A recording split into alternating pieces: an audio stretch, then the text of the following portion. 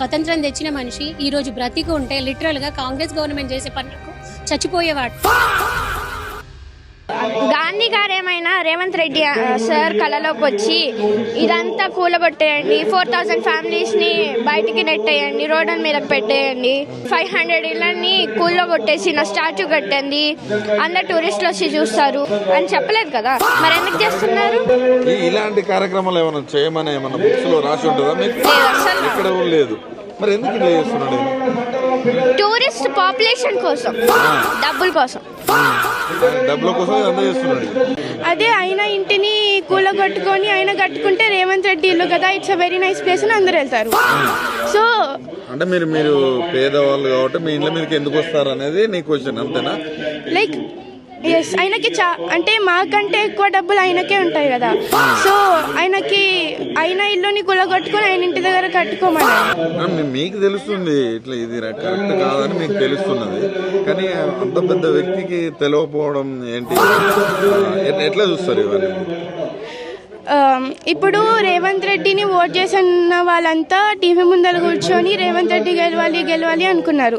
దాని తర్వాత now everyone is understanding we made a mistake అని. Revanth Reddy is taking a very wrong step. Gandhi statue చేస్తే ఏమొస్తుంది అంటే ఆయనకి ఏంటంటే ఫస్ట్ ఆయనకు డబ్బులు రావాలి, అది నాకు తెలిసిపోయింది. ఎందుకంటే దానికి ట్యాక్స్ పడుతుంది కదా, దానికి డబ్బులు కావాలి. మాకేమో ఫస్ట్ ఏమన్నారంటే అపార్ట్మెంట్ బదులు మేము మీకు డబల్ ఇస్తామంటే, నేను ఫర్ ఎగ్జాంపుల్ ఒక ఫ్లాట్ 70 lakhsకి కొన్నా అంటే 1,40 lakhs ఇస్తారు. అట్లా అంటే ఓన్లీ మా అపార్ట్మెంట్ కూడా కాదు కదండి, మొత్తం కిస్మత్పూర్లో 100+ బిల్డింగ్స్ ఉన్నాయి కదా. అప్పుడు వాళ్ళందరికీ అట్లనే కోటి ఇచ్చుకుంటూ పోతే మళ్ళీ వాళ్ళ అప్పులు కూడా అవుతుంది. మళ్ళీ ఇప్పుడు ఇది ఏం చేస్తారు, last 2 years ruling party, first ఇది గులగొట్టడానికే 2 years ఇంకా చాలా పడుతుంది, తర్వాత వస్తుందా కాంగ్రెస్? నాకు 2 పాపలు, వాళ్ళకి పెళ్లి చేయాలి, నా దాని డబ్బులు లేవు, మేము బీదోళ్ళం. ఆయన వచ్చి ఇల్లు గుంజుకుంటాం అది గుంజుకుంటాం అంటే మనం మేము ఎట్లా చేయాలి? మా పిల్లల పెళ్లిళ్ళు ఆయన చేయమని కట్నం ఇచ్చి మళ్ళీ చేస్తే నేను ఇల్లు ఇచ్చేస్తాము. అంటే డెవలప్మెంట్ చేయొద్దు, ఆయన మమ్మల్ని బొంద పెట్టొద్దు. ఎందుకు తీసుకుంటాడు? ఆయనకి ఏం హక్కు ఉంది తీసుకోనికే? నాకు ఒకటి చెప్పండి, ఏం హక్కు ఉంది వేరే దగ్గర? ఆయనకు నిజంగా మా మీద మా తోడు కొట్లాడేది మాట్లాడేది అంటే డైరెక్ట్ రమ్మనండి, మా ముంగట కూర్చొని మాట్లాడమనండి. ధైర్యం లేదు ఆయనకు. మేము ఆయనను ఎంచుకున్నాం ఎందుకు? ఓట్లేసి ఎందుకు ఎంచుకున్నాం? మా వచ్చి ఇల్లు కూడా కొట్టమనా? ఇల్లు కూడా ఒకవైపు మహిళలను కోటీశ్వరం చేస్తా అంటూ ఆయన బొంద చేస్తాడు. ఆయన బొంద చేస్తాడు. ఆయన కోటీశ్వరులను చేయడు, వంకాయ చేయడు, యావి చేయడు. ఆయన మా అందరు నెత్తి మీద డప్పాలు కొట్టి భూములన్నీ గుంజుకొని మళ్ళీ ఆయన ఏం చేసుకుంటాడు? మార్పు రావాలన్నారు. నాయన మాకు మార్పులు వద్దు, చేర్పులు వద్దు, మా బతుకులేవో మేము లోపల ఇంట్లో కూర్చొని పని చేసుకొని బతుకుతున్నాం. పిల్లులను లోపల తలుపు మూసి కొడితే ఏం చేస్తాయి? పుల్లులు అవుతాయి.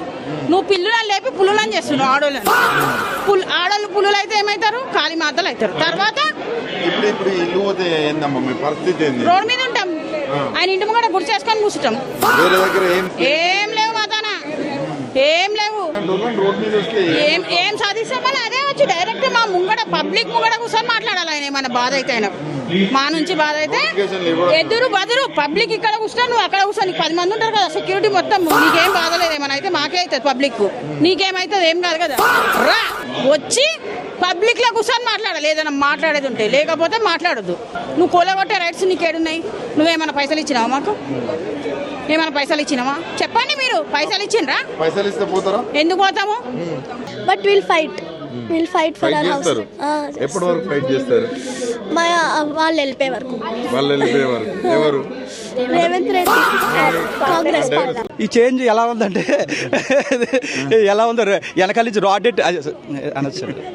అదే చేంజ్ ఎలా ఉందంటే చాలా వరస్ట్గా ఉందండి. అది చేంజ్ అన్నారు. ఇప్పుడు ఆయన చేంజ్ చేయలేమో, కొంప తీసి మేము అంతా కలిపి. మాకైతే స్వతహాగా డబ్బులు కాదండి, ఏది ఇచ్చినా కూడా మేము వెళ్ళవండి. సడన్ గా నోటీస్ వచ్చింది, మేమందరం అసలు సర్ప్రైజ్ అయిపోయినాం. అసలు డెవలప్మెంట్ చేయాలంటే ఇదే ప్లేస్ ఎందుకు మీకు అంటే, ఆయన పుట్టింది, గాంధీజీ పుట్టింది గుజరాత్లో.